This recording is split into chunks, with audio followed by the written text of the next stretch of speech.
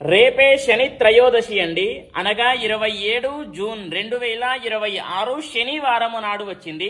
అయితే నేను చెప్పేటటువంటి రాశుల వాళ్ళు ఖచ్చితంగా నేను చెప్పేటటువంటి పరిహారం చేసుకోండి.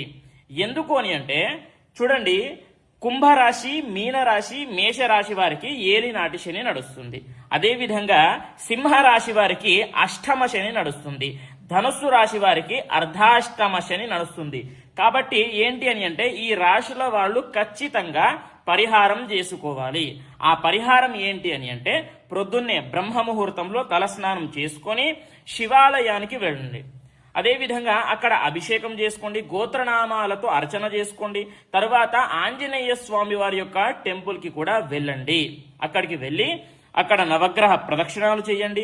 శనైశ్వరుడికి తైలాభిషేకం చేయండి నువ్వుల నూనెతో. అదేవిధంగా దీపం పెట్టండి, అది కూడా నువ్వుల నూనెతోనే. నల్ల నువ్వులు దానంగా ఇవ్వండి. ఇలా చేస్తే గనక విశేషంగా శని యొక్క ఆశీర్వాదం మీ పైన ఉంటుంది అనేటటువంటిది ప్రతి ఒక్కరికి కూడా తెలియజేయండి. ప్రతి ఒక్కరు కూడా దీన్ని ఉపయోగించుకోండి. స్వస్తి, సర్వే జనాః సుఖినో భవంతు.